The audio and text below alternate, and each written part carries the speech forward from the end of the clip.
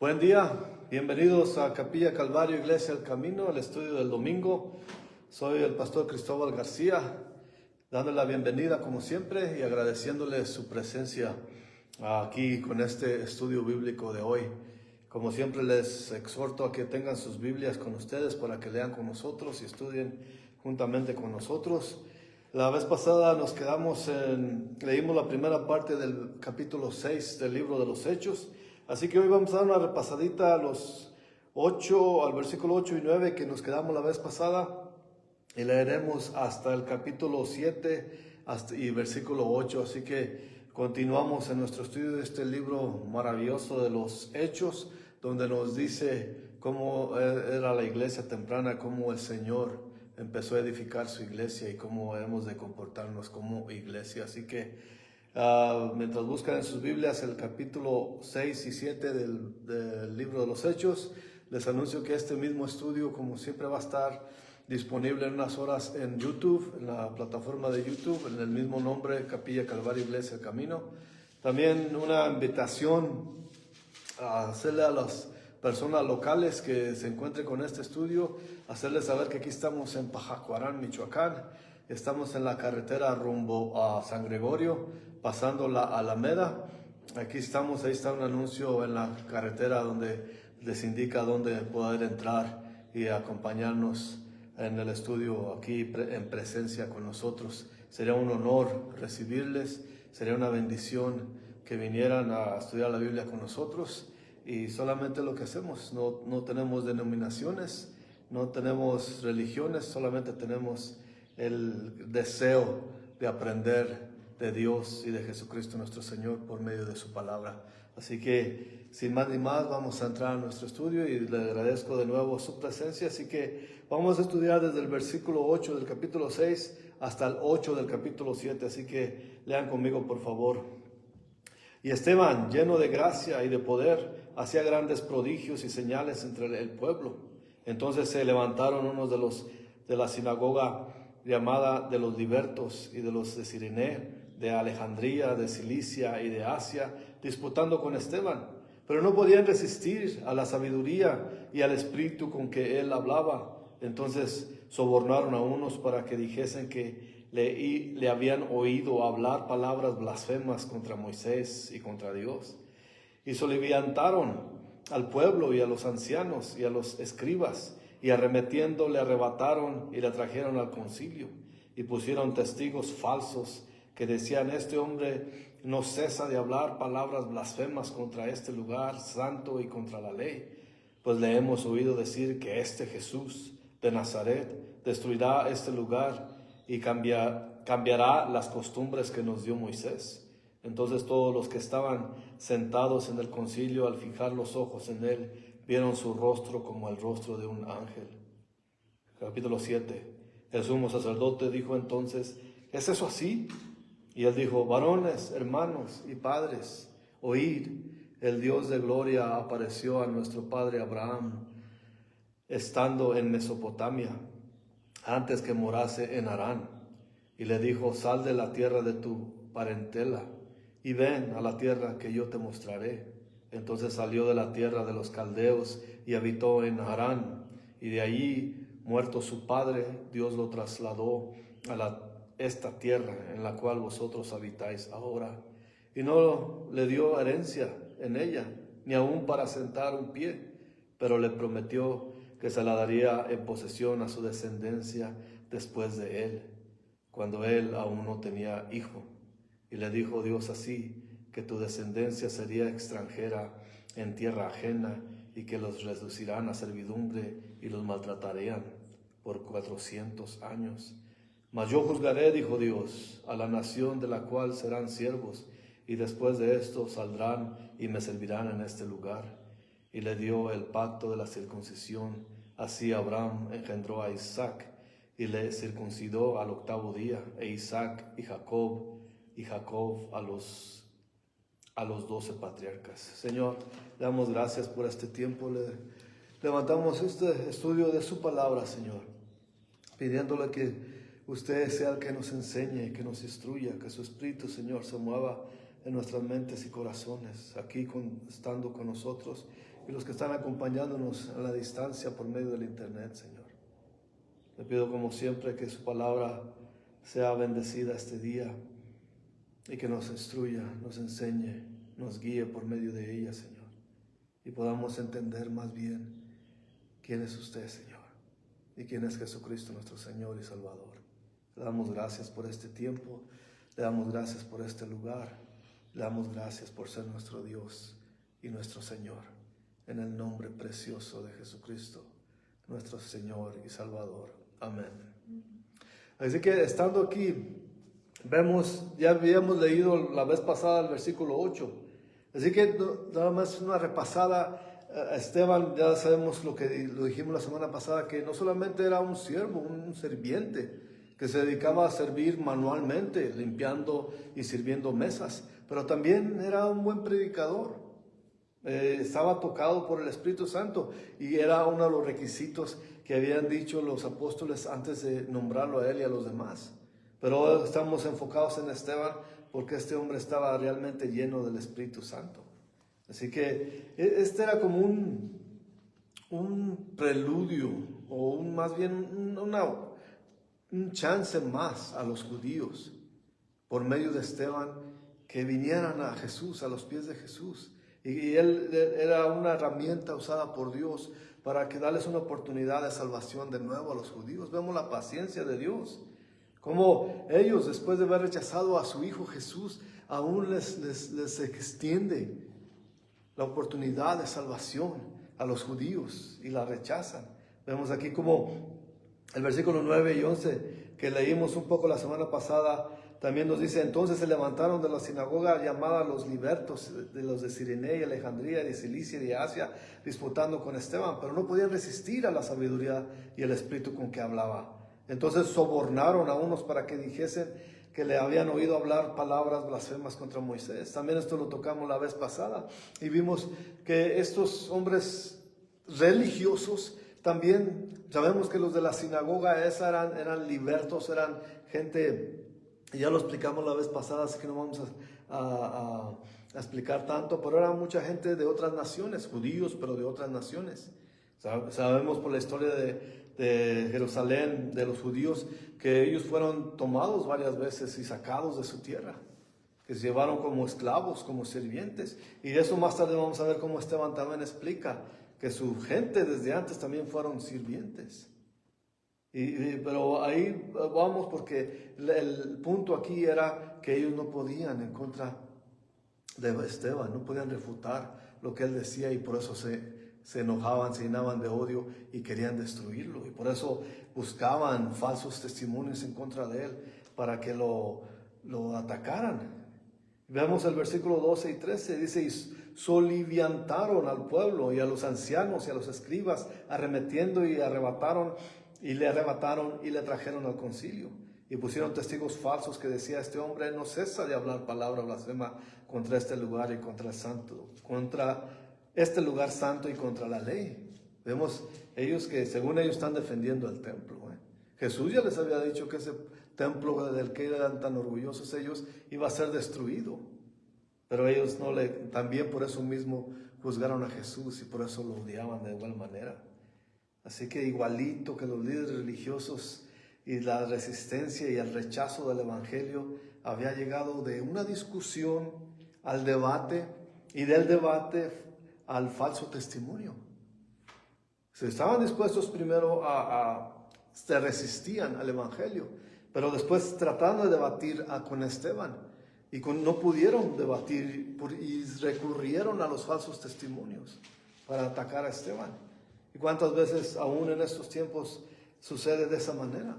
Hay muchas veces que la gente no quiere escuchar la verdad de la palabra del Señor y se aferran a sus costumbres y entonces resulta en odio contra la persona que está hablando la verdad de Dios.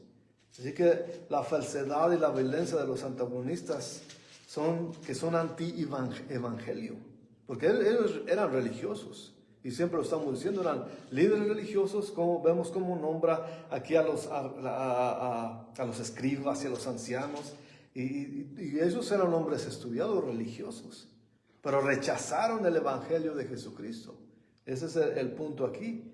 Y la falsedad con que se movieron buscando falsos testimonios, después no es suficiente eso, sino que llegan a la violencia y convenciendo a los demás, convenciéndolos de que la esencia de la fe judía y las cosas más sagradas para ellos eran el templo y según ellos la ley de Moisés, que ellos fallaban realmente en seguir la ley de Moisés. Nadie de ellos seguía la ley de Moisés.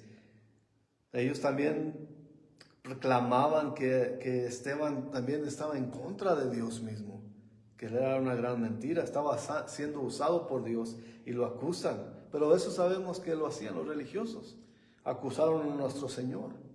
Pero eso lo veremos más adelante, porque acusaron a Jesús de que estaba endemoniado, si se acordarán de las escrituras. Pero eso lo veremos un poquito más adelante. Pero aquí ellos estaban atacando a Esteban. Y el asunto para ellos no era ni siquiera reconocían la cruz donde murió Jesucristo.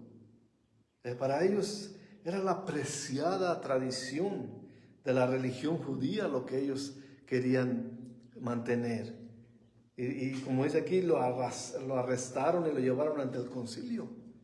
Y eso estaban súper ofendidos porque Esteban básicamente le estaba diciendo que ni el templo ni nada era más sagrado que Jesucristo. Y ellos se ofendieron al oírlo. El versículo 14 dice: pues le hemos oído decir que este Jesús de Nazaret destruirá este lugar y cambiará las costumbres que nos dio Moisés. Los judíos eran muy celosos de la ley, como vemos. No la cumplían, pero eran muy celosos. Y no podían entender cómo es que Jesucristo ya había venido a cumplir la ley y traer un nuevo pacto. Ellos estaban muy orgullosos de su templo, como dije antes, y se rehusaban a creer que Dios permitiría que fuera destruido. Y vemos cómo la gente se aferra a lo material, se aferran al templo simplemente por ir a un templo. Eso no salva a nadie. Pueden ir a los templos que quieran, pero eso no trae salvación. La única salvación es de la fe en Jesucristo nuestro Señor. Y estos hombres no creen que piensan que el templo es lo más sagrado. Despreciaron a lo más sagrado de Dios, que era Jesucristo. No lo aceptaron, pero ellos estaban más orgullosos de su templo. Pero la realidad es que vamos a ver cómo se sigue desenvolviendo esto. El versículo 15 dice: en todos los que estaban sentados en el concilio, al fijar los ojos en él, vieron su rostro como el rostro de un ángel. Esteban estaba lleno del Espíritu. Ni siquiera era necesario que hablara para dar testimonio por la brillantez de su rostro. Y esa brillantez les decía a todos que en realidad es siervo de Dios. Y ciertamente los miembros del Sanedrín conocían las Escrituras. Deberían, al menos, conocer las Escrituras. ¿Qué pasó? ¿Quién en las Escrituras tuvo el rostro brillante, como en este caso Esteban? Moisés. Eso lo vemos en Éxodo 34, versículo 29 al 30, donde dice: y aconteció que descendiendo Moisés del monte Sinaí, con las 2 tablas del testimonio en su mano, al descender del monte no sabía Moisés que la piel de su rostro resplandecía, después que hubo hablado con Dios. Y Aarón y todos los hijos de Israel miraron a Moisés, y he aquí la piel de su rostro era resplandeciente, y tuvieron miedo de acercarse a él. Era como una seña. Al ver eso, tendrían que haber pensado en lo que dicen las Escrituras. Como ellos creían y amaban tanto a la ley de Moisés, deberían haber sabido la palabra de él.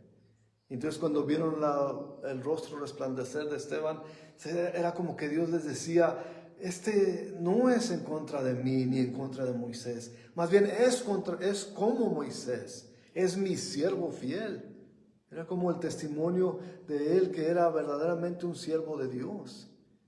Pero ellos no lo miraron de esa manera. En Hechos 7, vamos a leer ahora 7 hasta el versículo 8, donde dice que pasaron desapercibidos, como quien dice. Las Escrituras nos dicen que este hombre tenía el rostro brillante, resplandeciente. Y el sumo sacerdote dice aquí en el versículo 1 del capítulo 7, ¿esto es así? Como no se arrodillaron a darle gracias a Dios, ni se sorprendieron de eso. El odio era tanto que les daba más coraje ver el rostro de Esteban brillando de esa manera. Y este sumo sacerdote presumidamente era el mismo sacerdote Caifás, el mismo hombre que presidió en el juicio en el Sanedrín contra Jesús. Así que no podemos esperar de ellos otra cosa. Ya están en contra de Dios de por sí. Ellos defienden su templo y su ley, según ellos, pero no le hacen caso a las pruebas que Dios les está dando vez tras vez para que se arrepientan y vengan a Él. Y dice el versículo 2 del capítulo 7, y él dijo, varones, hermanos y padres, oíd al Dios de la gloria. Apareció nuestro padre Abraham, estando en Mesopotamia, antes que morase en Harán. Y le dijo, sal de tu tierra y de tu parentela, y ven a la tierra que yo te mostraré. Esto que está hablando Esteban, que empieza a hablar, vamos a ver un sermón, vamos a ver un estudio bíblico, y vamos a ver una clase de historia. Lo que está haciendo Esteban aquí, la historia del pueblo de Israel, la historia de Abraham y el estudio bíblico de cómo Dios se movió y intervino de tiempo en tiempo en la humanidad, y en este caso cómo intervino en la vida de Abraham.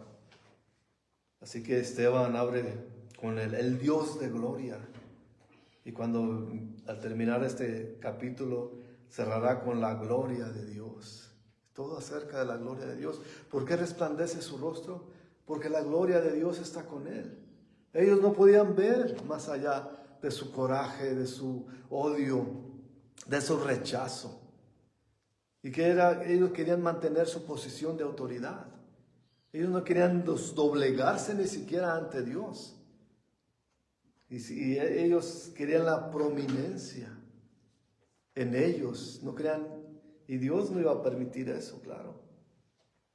Así que este sermón, estudio y clase de historia lo está empezando a Esteban con el Dios de la gloria, a quien se trata de todo, solamente Dios, solamente Jesús en el Viejo y el Nuevo Testamento, la gloria de Dios. Y recordemos que mientras habla su rostro está resplandeciendo. La misma gloria, ¿por qué? Porque Israel era la única nación privilegiada de tener la gloria de Dios como parte de su herencia.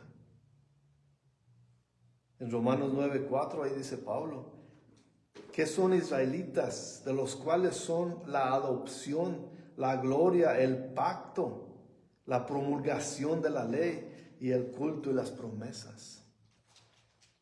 Abraham fue el fundador de la nación hebrea, fue el primer hebreo. Y su relación con Dios era de gracia y de fe, la gracia de Dios y la fe de Abraham. En su gran gracia Dios le apareció y le llamó que saliera de la herejía, de la oscuridad hereje donde vivía, a la luz de la salvación. Y Abraham obedeció con fe. Abraham fue salvo por gracia mediante la fe, y no porque estuviera circuncidado o mantuviera la ley o porque alabara en el templo. Ni templo había. Bueno, de tiempo para el Señor no había ahí. Y sabemos que la raza o los padres de Abraham eran adoradores de ídolos, eran idólatras. Tenían muchos dioses.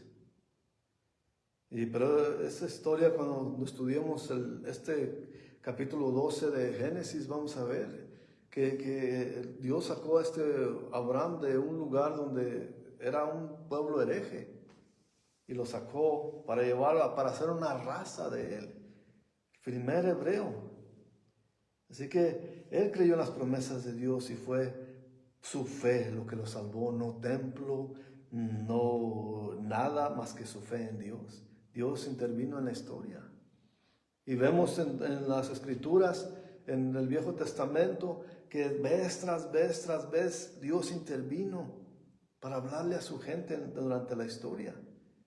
Cuando Dios apareció y le habló a Abraham, no fue en el templo de Jerusalén, ni siquiera fue en Palestina.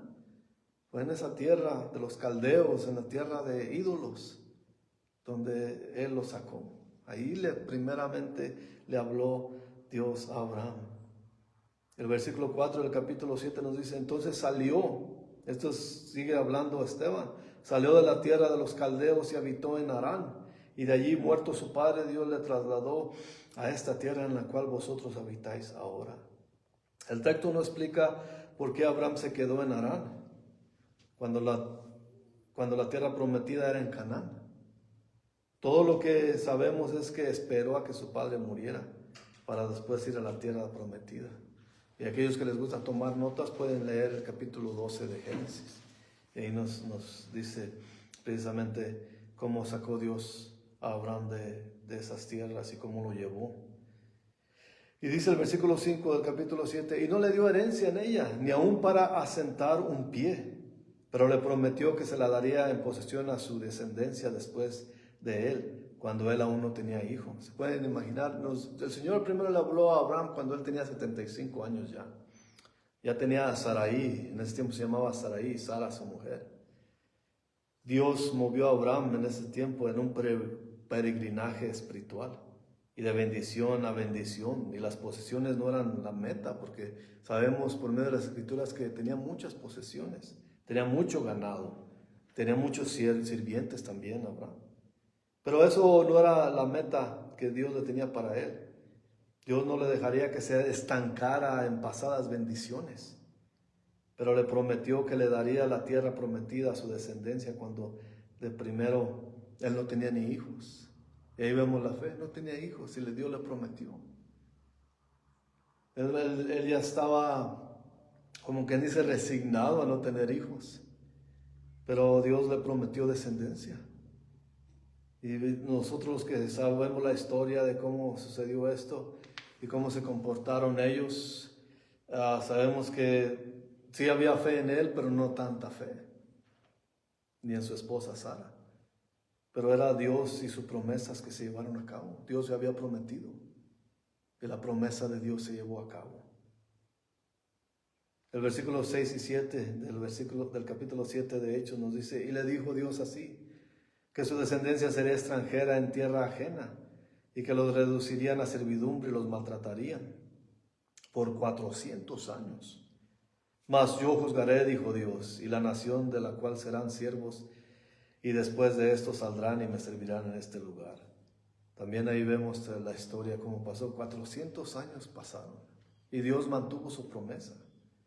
Después, cuando oímos eso, nosotros también a veces decimos, ¿cuánto tiempo, Señor? Nosotros somos seres mortales, pero sus promesas esperamos. Pero es el tiempo de Él y no el de nosotros. Después de prometer a Abraham que sus descendientes heredarían la tierra prometida, le dijo que sus descendientes sufrirían en Egipto, antes que pudieran entrar a disfrutar de la tierra prometida. Y esto se llevó a cabo justo como Dios se lo prometió desde el principio. Dios tenía un plan sabio para su gente, y ese plan se llevaría a cabo mientras ellos creyeran en su palabra y obedecieran su voluntad. El pueblo fue probado en tremenda aflicción. Primero sabemos cómo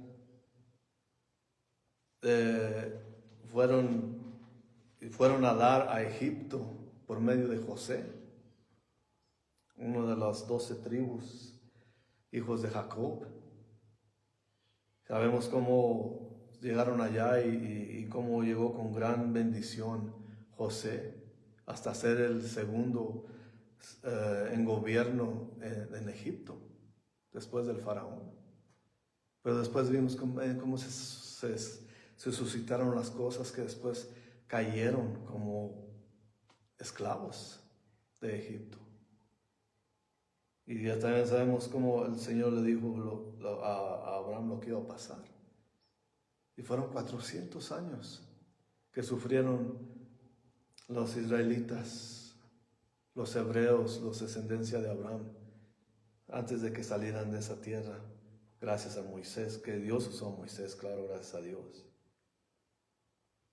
Y dice el versículo 8 del capítulo 7, y le dio el pacto de la circuncisión Y así Abraham engendró a Isaac y le circuncidó al 8º día, y a Isaac a Jacob y Jacob a las 12 patriarcas. De lo que estaba hablando, uno de los 12 era José, el que fue a dar a Egipto primero, y después su familia entera fue a dar allá con él.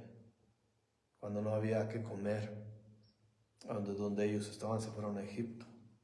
Así que el pacto, aquí habla del pacto de la circuncisión, era el símbolo dado a Abraham, para que nunca olvidara que Dios prometió bendecirlo.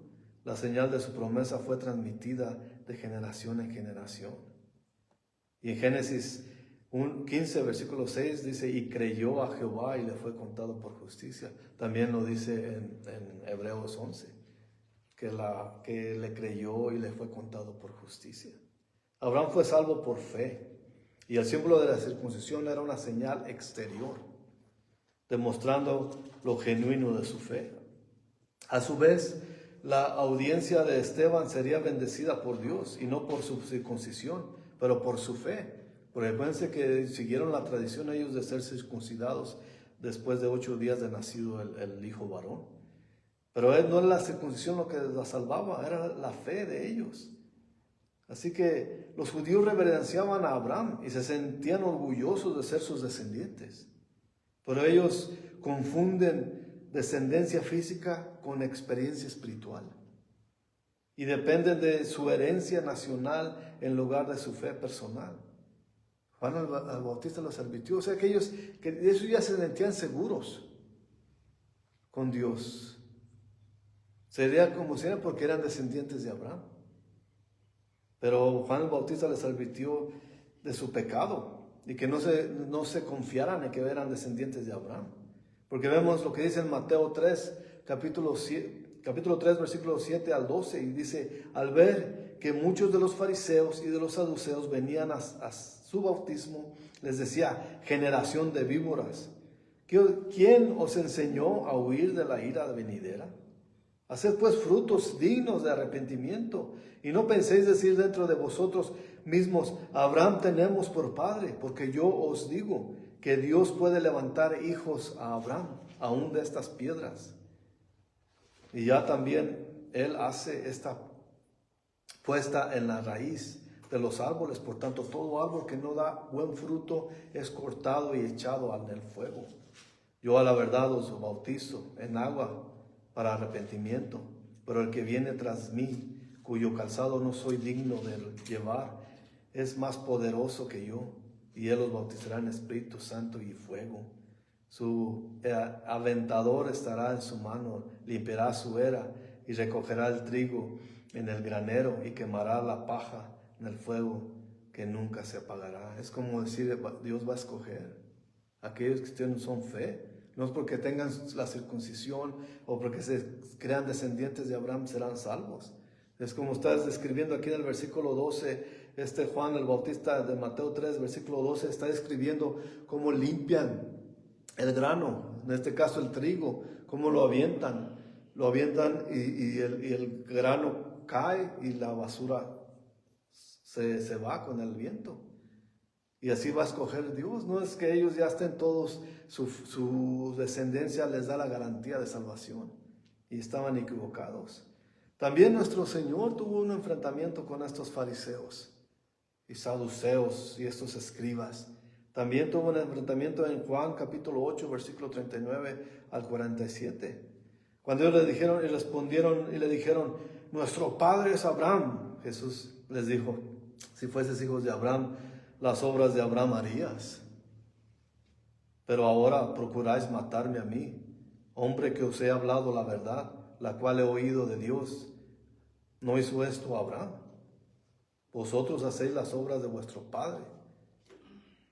Entonces le dijeron, nosotros somos nacidos, no somos nacidos de fornicación.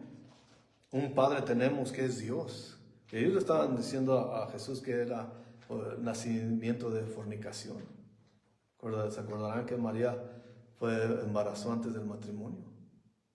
Y le están echando en cara a Jesús como diciéndole que es de esa manera. Entonces el versículo 42 de Juan 8 dice, Jesús Si vuestro Padre fuese Dios, ciertamente me amaríais, porque yo de Dios he salido y he venido, pues no he venido de mí mismo, sino que Él me envió. ¿Por qué no entendéis mi lenguaje? ¿Por qué no podéis escuchar mi palabra?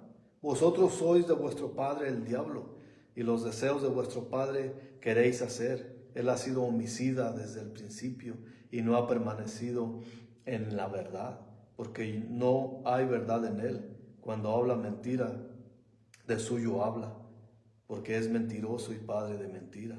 Y a mí, porque digo la verdad, no me creéis. ¿Quién de vosotros me redarguye del pecado? Pues si digo la verdad, ¿por qué vosotros no me creéis? El que es de Dios, la palabra de Dios oye. Por esto no las oís vosotros, porque no sois de Dios. ¡Pum! Ahí les dijo eso. En realidad, todo esto es en Juan 8, del versículo 31 hasta 59. Pero por falta de tiempo no podemos leer todo este enfrentamiento que tuvo. Los judíos estaban ciegos a la simple fe. La fe de mismo Abraham y de los patriarcas. Y lo que habían hecho era acumular tradiciones hechas de hombres que decían que hacían la salvación. Para ellos la salvación es cosa de buenas obras. Aunque nadie sea bueno, dice la palabra, ni hay ninguno bueno. Pero ellos que con las buenas obras, ¿no suena familiar esto? Ellos creían que las buenas obras eran lo que los salvaban y no la fe en Dios. Dios, en la realidad, no tiene nietos. Cada uno de nosotros tenemos que nacer a la familia de Dios por medio de la fe personal en Jesucristo. Como le dijo Jesús mismo a Nicodemo en Juan 3, versículo 3. Tiene que nacer de nuevo. Y Nicodemo no entendió. Pero nosotros ya entendemos que tenemos que nacer de nuevo en la familia de Dios. Nosotros somos ahora también descendientes de Abraham, no por raza, pero por fe. Porque así como tuvo fe Abraham en Dios, nosotros tenemos que tener fe en Jesús. Y por eso somos descendientes de Abraham. No de la misma raza judía, pero somos descendientes para la familia de Dios. En Juan capítulo 1, versículo 11 al 13 dice, a los suyos vino y los suyos no lo recibieron. Mas a todos los que le recibieron, a los que creen en su nombre, les dio potestad de ser hechos hijos de Dios, los cuales no son engendrados de sangre, ni de voluntad, ni voluntad de carne, ni de voluntad de varón, sino de Dios. Eso es lo que les traté de explicar ahorita, pero aquí en las Escrituras explica mucho mejor. Algo interesante aquí que sabemos, nosotros que hemos leído Génesis, en lo que Dios hizo con Abraham, sabemos que Sara y Abraham se desesperaron, porque ya iba a cumplir los 100 años Abraham y no le llegaba el descendiente prometido que Dios les dijo. Y sabemos cómo Sara intervino y le dijo, pues llégate a mi criada. Por eso no habla de Agar, la criada Agar, la sirvienta de Sara. Y no habla de Ismael, hijo de Abraham. Habla de Isaac. ¿Por qué vemos esto? Porque Esteban habla de Isaac y no de Ismael. Porque Agar e Ismael no eran la promesa de Dios. Eran cosas de hombre. Como no llegaba a la promesa que le había prometido, valga la redundancia, a Abraham, Dios, Sara dijo, ya estoy muy vieja y a mí se me hace que Dios no nos va a dar nada. Y dice, ¿por qué no te le llegas a mi criada? Y ahí vas a tener raza. Como que ellos interviniendo. Ellos intervinieron para querer ayudarle a Dios, cuando Dios aún así cumplió su promesa. Vemos que no descalificó a Abraham, Dios, ni a Sara, su mujer. Pero ellos ahí fue una incredulidad, pero aún así cuentan la fe de Abraham, porque Abraham obedeció. Se imaginan, lo sacó de una tierra de idolatría. Ya tenía a Sara, ya tenía 75 años. ¿Y cómo le llegó a su mujer diciendo, nos vamos a ir de aquí? Y Sara seguro le decía, ¿a dónde vamos, Abraham?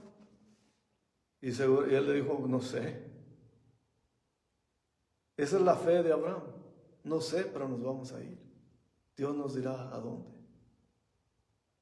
Y entonces vemos cómo la fe, aunque Abraham escuchó a su mujer, no esperando en la promesa de Dios, aún así tenía fe, porque desde que el principio, primero, y vemos esta situación, que Dios sacó a Abraham de una tierra de idolatría, donde tenían múltiples ídolos, múltiples dioses para todo.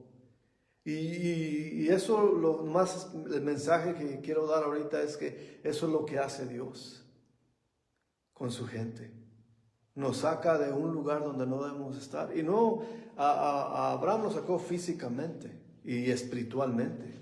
Ese recorrido, todo eso, peregrinación fue más espiritual que física, pero sí fue física. A nosotros en estos tiempos Dios no está interesado en sacarnos físicamente de un lugar. Nos quiere sacar de un lugar espiritual donde no debemos estar. Así como Abraham lo sacó de un lugar de idolatría, así Dios saca a los que tienen fe en Él del lugar de idolatría espiritualmente. Y vemos cómo podemos acomodar esto a estos tiempos. Que Dios nos saca de ese lugar donde adoramos ídolos. Y nos saca de ese lugar donde tengamos una relación con Él, solamente con Él. Y hacer crecer nuestra fe en Jesús. ¿Y cómo crece nuestra fe? Por medio de la palabra y los ejemplos. El gran patriarca de los judíos, Abraham, Esteban les está diciendo a ellos, Abraham los sacó de la idolatría, ¿por qué quieren regresar a la idolatría? ¿Por qué idolatrizan el templo y las costumbres que ustedes mismos hicieron? Esa es idolatría y no amar a Dios ni tener fe en Dios. Eso es lo que les está diciendo. Y también lo que nos está diciendo este estudio a nosotros. Que si estamos en un lugar idólatra, nos va a sacar Dios de ahí si tenemos fe. Y vengamos a Él a un lugar donde tengamos una comunión personal con Dios. Y solamente por medio de Jesús podemos venir a tener una relación con Él. Ahora, nosotros, claro que muchas veces nos sentimos cómodos en cierto lugar. Pero si queremos tener una relación con Dios, tenemos que ser sacados de ahí espiritualmente. Y tener la convicción de saber que solamente Dios puede manejar nuestras vidas. La idolatría no es una manera de tener una relación con Dios. Solamente Jesús, solamente por medio de Él podemos tener una relación con Dios, personal, uno a uno, así igual como la tuvo Abraham con Dios. Y así como la tiene Esteban en este estudio, que tiene ese rostro resplandeciente, es porque el Espíritu de Dios está en él, con él. Y Él es el que está llevando a él en este estudio bíblico, que está llevando en esta presentación ante el concilio. Él les está llevando, el Espíritu Santo está llevando a Esteban a ese lugar para enseñarles a estos líderes judíos de la palabra de Dios. Y la semana que entra continuaremos. Pero ese es el punto de nuestro estudio hoy, es de que Dios sacó a Abraham de tierra de idolatría, que Dios le dio la promesa a Abraham, que eventualmente Dios le dio la promesa era Isaac, y después Isaac engendró a Jacob, y Jacob a las 12 tribus de Israel.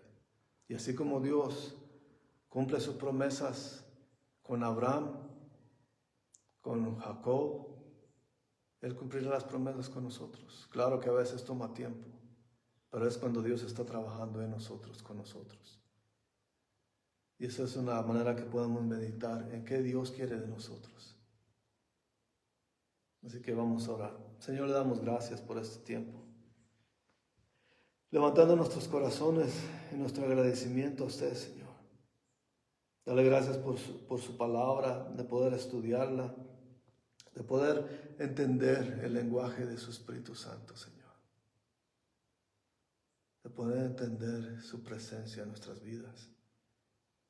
De saber entender la palabra de sus escrituras y de poder saber qué es lo que requiere de nosotros, Señor.